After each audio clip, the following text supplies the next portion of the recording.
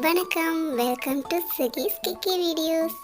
இன்றைக்கி நம்ம என்ன பார்க்க போகிறோன்னா ஆரி எம்ப்ராய்டரிக்கு பேசிக்காக தேவையான பொருட்கள்லாம் பார்க்க போகிறோம். ஃபர்ஸ்ட் இம்பார்ட்டண்ட் எதுன்னா நமக்கு இந்த ஃப்ரேமில் பாருங்கள் அட்ஜஸ்ட் பண்ணுற மாதிரி இருக்கும். இது நல்ல பெரிய ஃப்ரேம். எம்ப்ராய்டரினாலே நம்ம குட்டி குட்டி ஃப்ரேம்லாம் வச்சுருப்போம்.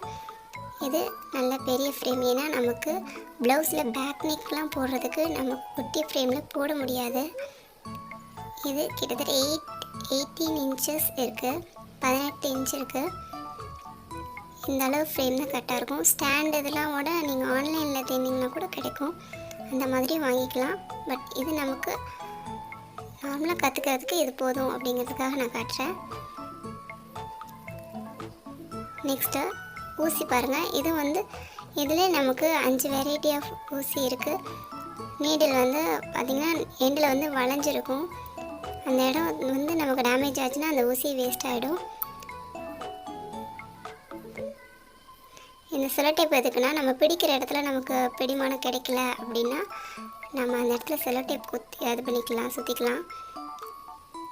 பாருங்கள், கை நான் எப்படி வச்சுருக்கேன்னா கீழே 3 விரல், மேலே பெருவிரல் வச்சுருக்கேன். சுண்டு விரல் துணி மேலே வைக்கிறதுக்கு. இந்த செலோ டேப் நம்ம சுற்றி வச்சுக்கும் போது அந்த கை வலிக்காது. இது ஜரி த்ரெட்டு, சில்க் த்ரெட்டில் டிஃப்ரெண்ட் கலர்ஸ், நமக்கு என்ன கலர்ஸ் வேணுமோ அது கிடைக்கும். இந்த மாதிரி வாங்கிக்கலாம்.